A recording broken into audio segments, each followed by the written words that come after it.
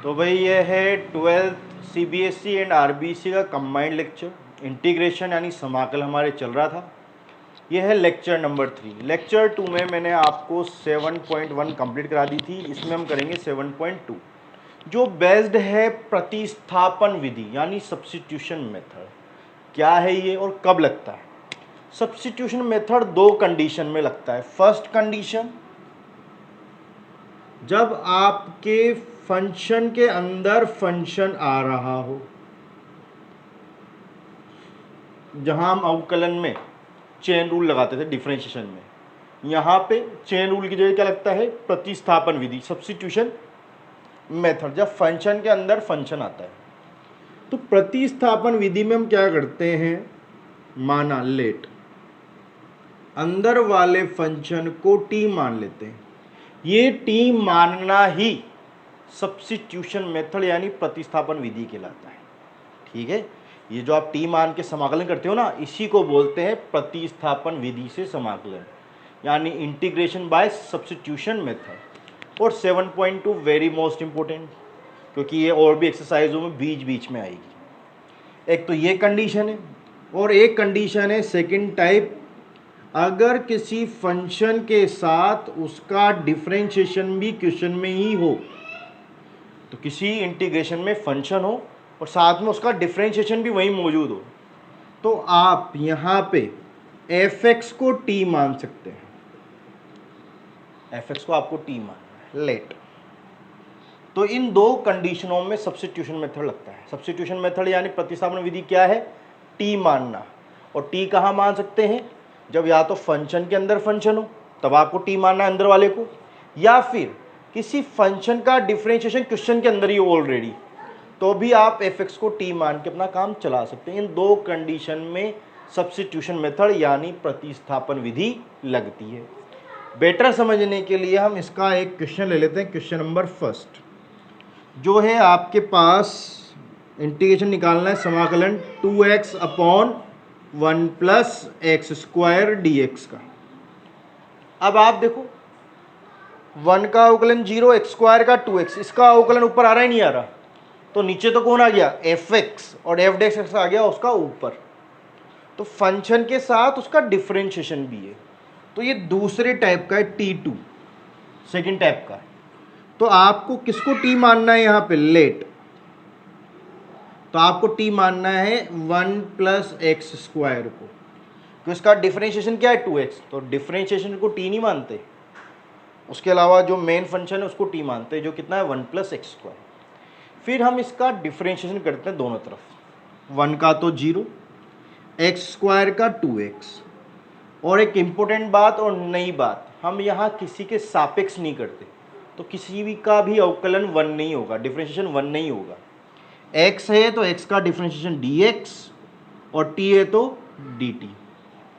भाई अवकलन में क्या करते थे? डिफरेंशिएशन में अगर आपने डिफरेंशिएशन किया विद रेस्पेक्ट टू x, तो x का डिफरेंशिएशन 1, t के रेस्पेक्ट में किया तो t का डिफरेंशिएशन 1। लेकिन हम यहाँ किसी के रेस्पेक्ट में नहीं करते, तो x का डिफरेंशिएशन dx और t का dt होता है। ये मेजर डिफरेंस है अवकलन समाकलन में, डिफरेंशिएशन और इंटीग्रेशन में। अब इसके बाद ये हो गया 2x dx बराबर dt। तो अब आपका क्वेश्चन क्या बन गया? तो ये दोनों, भाई ऐसे डिब्बे आपको नहीं बनाने, ये तो आपको समझ में आ जाए इसलिए अभी समझा रहा हूँ, पेपर में आप मेरे लिए मत बनाना। तो 2x dx, इसको तो मैंने बोल दिया dt इंटीग्रेशन, ये तो चला गया dt में। तो ऊपर तो कुछ नहीं बचा, कुछ नहीं बचता तो हम क्या लिखते हैं? 1। तो ऊपर तो आ गया 1, और इस नीचे वाले को आपने क्या माना? t, तो ये बन गया 1 अपॉन टी। तो आपको पता होगा 1 अपॉन एक्स आया था समाकलन में, जो किसका समाकलन क्या होता है? Log x. तो 1 अपॉन टी का लॉग टी, फॉर्मूले याद होने जरूरी है। मैंने आपको पहले भी कहा था इंटीग्रेशन आप बिना फॉर्मूलों के नहीं कर सकते। तो ये हो गया आपके लॉग मॉड्यूलस में टी प्लस सी। अब क्या है, मानी हुई चीज कभी आंसर में नहीं आती, तो आपको वैल्यू रखनी पड़ती है। तो ये रहा टी का मान, आपको टी का मान भी रखना पड़ेगा। क्या है टी का मान? Log modulus 1 plus x square और ये प्लस सी, ये आपका आंसर आ गया। तो आप टी की वैल्यू भी रखेंगे मॉड्यूलस में। तो इस टाइप से आपको सब्स्टिट्यूशन मेथड यानी प्रतिस्थापन विधि लगानी है। तो ये टी मानना ही कौन सी विधि कहलाता है? प्रतिस्थापन यानी सब्स्टिट्यूशन। दो कंडीशन मानते हैं, या तो किसी क्वेश्चन का अवकलन डिफरेंशिएशन मौजूद हो, या फंक्शन के अंदर फंक्शन आ रहा हो, वो टाइप 1 होगा। तो कीजिए, मैंने आपको पहला सवाल करा दिया, आपको बेटर समझ में आएगा। 39 क्वेश्चन है, अभी 2-4 क्वेश्चन होंगे तो आपको ये नॉर्मल लगने लग जाएगा। तो कीजिए भाई नोट डाउन। तो भाई ये दूसरा तीसरा क्वेश्चन, बुक में सिंबल नहीं लगा समाकलन का, उसने कर रखा समाकलन ज्ञात कीजिए, फाइंड द इंटीग्रल। तो आपको इंटीग्रल का मतलब ये समाकलन करना, तो समाकलन का साइन मैंने खुद ने लगाया।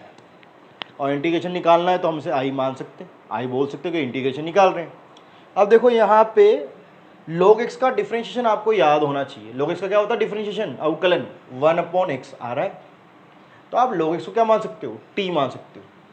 तो यहाँ पे लेट माना log x is equal to T, तो इसका डिफरेंशिएशन आ रहा है, तो f डैश x तो नीचे आ गया 1/x, ये हमारा fx हो गया, तो हम fx को t मान सकते हैं। अब इसका डिफरेंशिएशन करो, 1/x और x का dx और ये dt, तो ये रहा dx/x, ये तो है dx/x, 1 को तो लो या मतलब, तो dx/x यानी ये दोनों मिलके तो मेरे लिए क्या बना रहे हैं? इन दोनों ने तो मिलके बना दिया dt, और इस log x को आपने क्या माना? t, और इस पे क्या चल रहा है? स्क्वायर, तो ये बन गया t²। ये होगा x की पावर n से, क्या है फॉर्मूला? t की power n+1 upon n+1 plus c, तो ये हो गया 1/3 या t³ प्लस c। इस 3 को अलग कर दो तो 1/3, और t की वैल्यू रखो, तो t की वैल्यू कितनी है? log x, और इस पे क्या आएगा? q plus c। ये आपका आंसर आ गया सब्स्टिट्यूशन यानी प्रतिस्थापन विधि से। ये t मानना ही प्रतिस्थापन विधि है। इसके दो ही तरीके हैं, या तो अवकलन मौजूद हो या फलन के अंदर फलन आए, फंक्शन के अंदर फंक्शन आए। आप देखो यहाँ हमें दोनों चीज़ें नज़र नहीं आ रही, लेकिन दिख रहा है x कॉमन आ रहा है, तो फर्स्ट ऑफ ऑल तो आप क्या लोगे? x कॉमन, तो यहाँ बचा 1 + log x। तो आप देखो 1 का अवकलन तो 0, log x का 1/x, तो log x का अवकलन आ रहा है नहीं आ रहा? कांस्टेंट को हम साथ में ले लेंगे क्योंकि उसका अवकलन तो ऐसे भी 0 होता है, तो किसको t मानोगे? तो आप यहाँ t मानेंगे लेट किसको? 1 + log x को, क्योंकि इसका डिफरेंशिएशन बाहर आ रहा है 1/x। करो अवकलन, 1 का 0, log x का 1/x और x का dx, t का dt, तो 1/x dx कितना हो गया? dt, तो ये 1/x और ये dx। ये गोले आपको नहीं मानने, ये आपको समझ में आ सके इसलिए मैं गोले मान रहा हूँ दिखाने के लिए। तो ये दोनों मिलके तो क्या बना रहे मेरे पास? dt, तो ये तो dt हो गया, और ये ऊपर कुछ नहीं बचा तो 1, और ये ब्रैकेट बचा जिसको आपने क्या बोला? t, और 1/t यानी 1/x, इसका समाकलन क्या होता है? log x, तो log x की जगह हमारे t चल रहा है, t प्लस c। मैंने कहा था मानी हुई चीज़ कभी आंसर में नहीं आती, तो आपको t की वैल्यू रखनी पड़ेगी। t की वैल्यू कितनी है? 1 + log x, तो ये आंसर आ गया log मॉड्यूलस 1 + log x, और ये प्लस c, ये आपका आंसर आ गया। कीजिए भाई नोट डाउन। तो भाई ये हमारे पास क्वेश्चन नंबर 4 है, ये टाइप 1 टाइप 2 दोनों दिखा रहा है। साइन एक फंक्शन है, उसके अंदर एक और फंक्शन आ गया, तो फलन के अंदर फलन आ रहा है, तो अंदर वाले को हम क्या मान लेते हैं? t, तो इसमें भी लेट माना cos x को t मान लिया, ये तो फर्स्ट रूल टाइप 1 के अकॉर्डिंग। और साइन x किसका डिफरेंशिएशन है? cos का, तो cos का डिफरेंशिएशन आ रहा है ना हमारे पास साइन x, तो ये fx हो गया और ये उसका f डैश x हो गया, तो उसके अकॉर्डिंग भी किसको t मानना चाहिए? cos x को। तो दोनों रूल किसको इशारा कर रहे हैं? cos x को t मानने पे इशारा कर रहे हैं, तो मैंने cos x को t मान लिया। अब आपको करना क्या है? अवकलन करो भाई, cos x का अवकलन माइनस साइन x, x का dx, और ये dt। हमारे पास माइनस तो नहीं है, तो इस माइनस को उधर भेज दो, तो साइन x dx, तो ये उधर जाके माइनस का dt हो जाएगा। मैंने पूरे को माइनस से मल्टीप्लाई कर दिया, तो देखो i is equal to sine x और dx, ये दोनों मिलके क्या बना रहे हैं? माइनस का dt बना रहे हैं। बचा कौन? साइन कोस एक्स, तो साइन और इस कोस एक्स को तो तुमने क्या बोला है टी, तो जैसे आप डी टी लिख देते हो ना तो इधर एक्स नहीं आएगा, कोई भी टर्म एक्स की नहीं आएगी, एक्स की जगह टी आना चाहिए, तो एक्स की टर्म नहीं आती डी टी में, अब पूरा क्वेश्चन टी में आ जाता है। इस माइनस को तो आप बाहर निकाल देंगे, क्या बचेगा साइन टी डी टी, जिसका फॉर्मूला है माइनस का cos t plus c, minus minus plus cos t plus c, cos और टी की वैल्यू कोस एक्स, तो कोस के अंदर आपके कोस आएगा, ये आपका आंसर हुआ। कीजिए भाई नोट डाउन, मुश्किल नहीं है, बस आपको थोड़ा एक्सपीरियंस चाहिए, प्रैक्टिस चाहिए, ताकि आपको पता लग जाए कौन किसका डिफरेंशिएशन है, किसको टी मानना है। लेकिन ये तो प्रैक्टिस से आएगा, एक बार में तो आएगा नहीं, तो आपको प्रैक्टिस करनी है, और ऐसे भी इंटीग्रेशन थोड़ी ज़्यादा प्रैक्टिस मांगता है, लेकिन एक बार आ गया तो आपको दिक्कत नहीं देगा। कीजिए भाई नोट डाउन।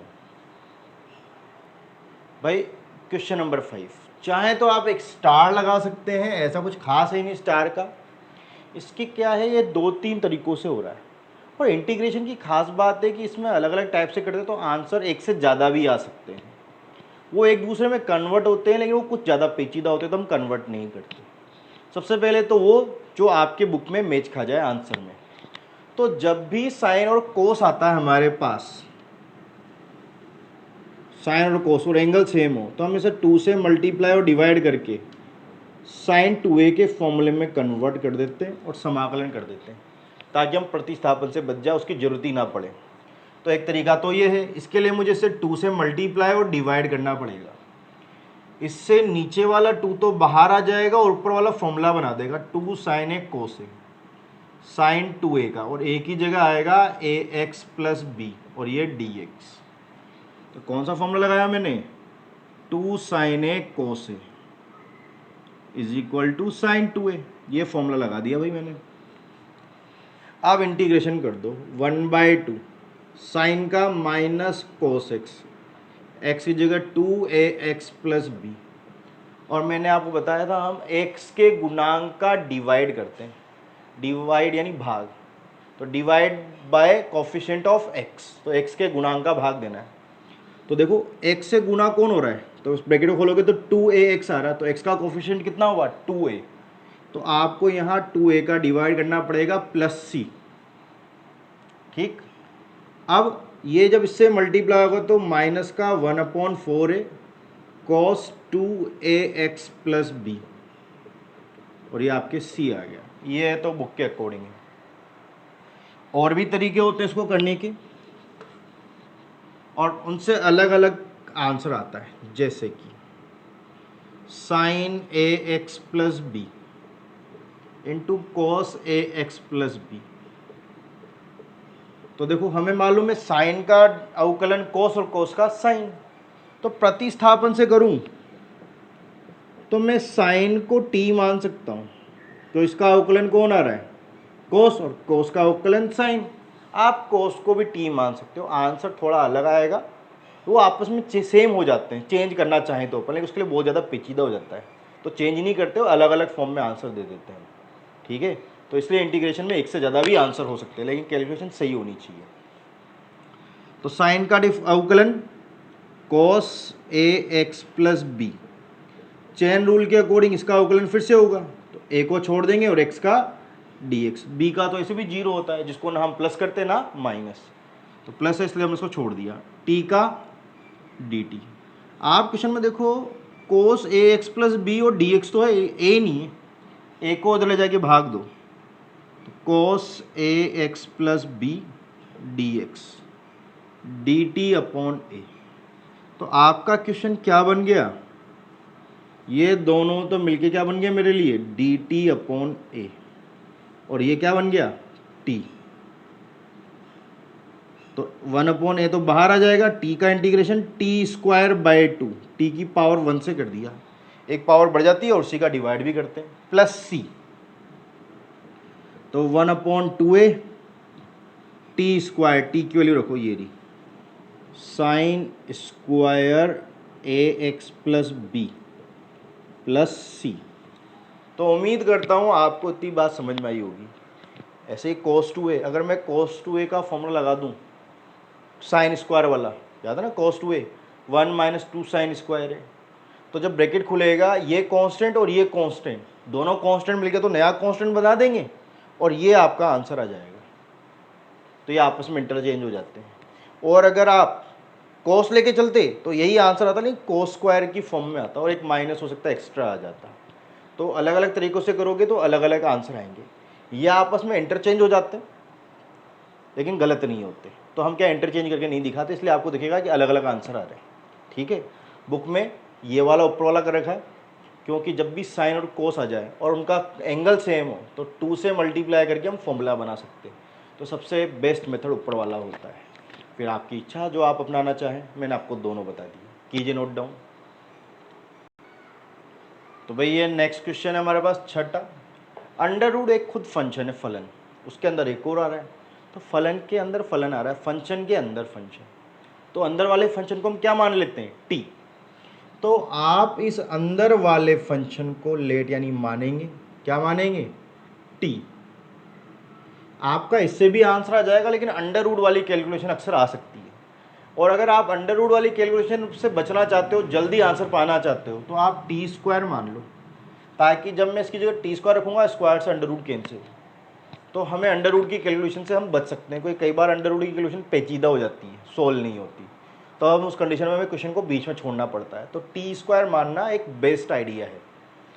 तो देखो इससे करेंगे, डिफरेंशिएशन करो, ए को छोड़ेंगे एक्स का dx और ये 0, इसका 2t और t का dt। तो आपके इधर तो dx से a तो है नहीं साथ में, तो इस a को उधर भेज दो, 2t अपॉन a dt। मैंने a को उधर भेज दिया, dx अकेला है तो i। तो आपका जो dx है वो क्या बन गया, 2t अपॉन a dt, और ये कितना हो गया, अंडर रूट टी स्क्वायर। आपके स्क्वायर से अंडर रूट कैंसिल, इस कांस्टेंट को बाहर छोड़ दो तो 1 अपॉन ए, ऊपर से 2 भी छूटेगा, 2 और अपॉन में a, t into t square d T.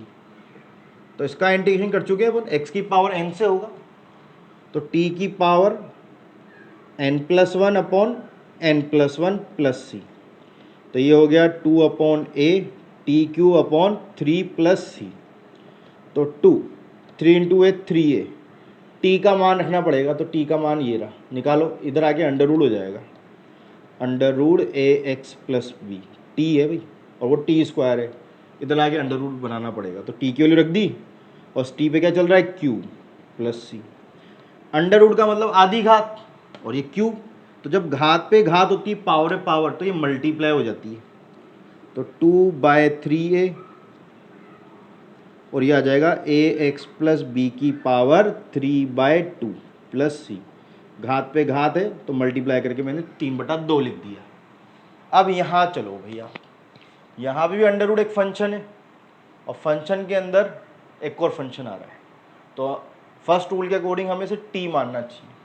माना let x plus 2 is equal to T. Under root से बचना है तो टी स्क्वायर मान लो, ताकि बीच में अंडर रूट वाली कैलकुलेशन कम आए। अब इसका डिफरेंशिएट करोगे तो x का तो हो गया dx, 2 का तो 0 लिखो या मत लिखो, और 2t dt। तो अब आपका dx तो बन गया 2t dt। अब dt चल रहा है तो आप x नहीं लिख सकते, x की वैल्यू लिखनी पड़ेगी।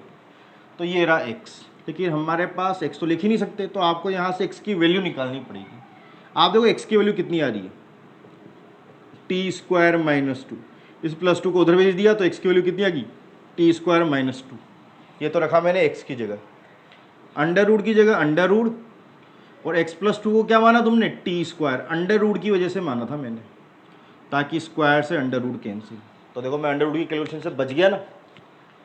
अब ये हो गया 2 तो कांस्टेंट है, बाहर आ जाएगा, एक तो कांस्टेंट बच रहा है टी स्क्वायर माइनस 2, और इधर से बच रहा है T into t square d T, multiply में फैक्टर फॉर्म। और आपको पता हो थ्योरी में मैंने बोला था 7.1 में भी कि हम एडिशन फॉर्म में कभी डिफरेंशिएशन नहीं करते, सॉरी फैक्टर फॉर्म में। मल्टीप्लाई में, इसे एडिशन में कन्वर्ट करना पड़ेगा मल्टीप्लाई करके। तो मल्टीप्लाई करो 2, इसे करूँगा तो t की पावर 4 माइनस 2t², ये एडिशन फॉर्म आ गई।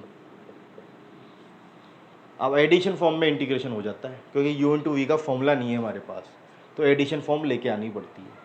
अब इंटीग्रेशन करोगे तो ये t की पावर 4 है भाई, स्क्वायर स्क्वायर, तो ये 2, इसका इंटीग्रेशन t की पावर 5/5 2 t³ 3, और ये प्लस c, याद है ना, x की पावर n+1/n+1। तो इस 4 में 1 ऐड करूँगा तो 5, नीचे भी 5, 2 में 1 ऐड करूँगा तो 3, नीचे भी 3।